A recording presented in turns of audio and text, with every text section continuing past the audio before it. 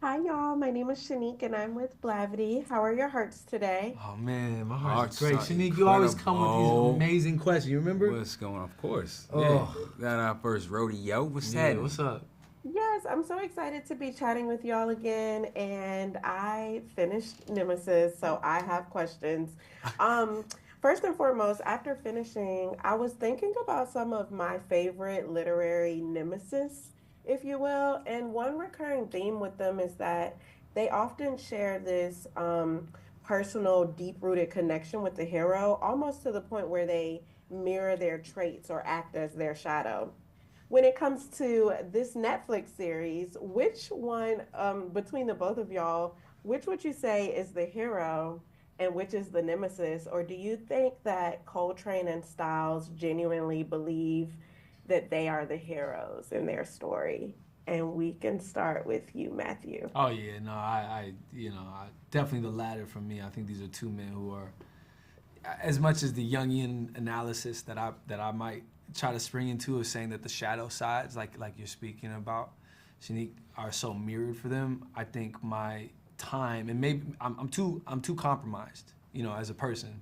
I think with my love for Isaiah, but he definitely there is this sort of fog of war where he can't even see beyond the fact that all he knows is that this man is an enemy and has to be eliminated. So I don't think he even has the space to see anything different than him being a villain and Isaiah being a hero, even as his life starts to crumble around him.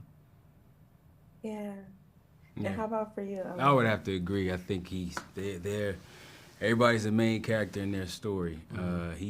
Coltrane for sure believes that he's the hero, and everything that he's doing is virtuous and noble and all of those things. And he also thinks that he needs to do this. He's driven by this desire to afford his men and his family this lifestyle. Now, of course, I think ultimately, as Y'lan,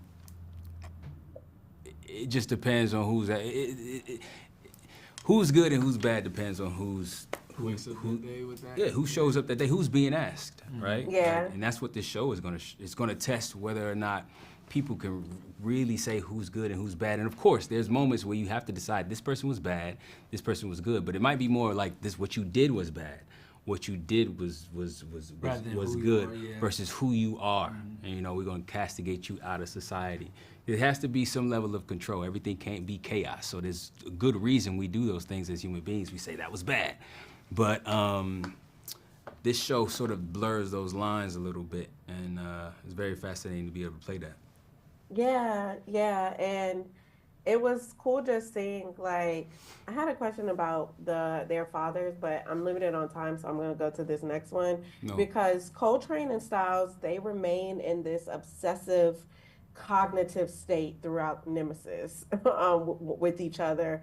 How would you say that this show might serve as a cautionary tale of how much we as humans can miss out on? In terms of what's right in front of us by remaining hyper fixated on vengeance and revenge and getting our lick back. Uh, Wow. it's like that sound and fury signifying nothing. I mean, if I zoom out of the show outside of Isaiah's perspective, you're watching, um, you're watching a self-destruction in real time by that obsession. And we've been talking about the value of obsession. I mean, I know I have these qualities in myself, and to also watch the dangers of them, and the way that it could become a cannibalistic almost practice that you start to eat at your own Right. edges of your life. Yeah. So these are men who are blessed to have people who love them, even if, well, at least for Isaiah, maybe he can't see that so clearly.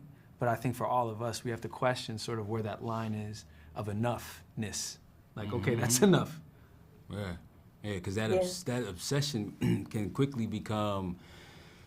I think at least for Coltrane, it evolves into like an obsession with control. And it's sort of, that's the thing that becomes really self-sabotaging. And he doesn't know how to deal with not being in control, because when he's been in control, he's won.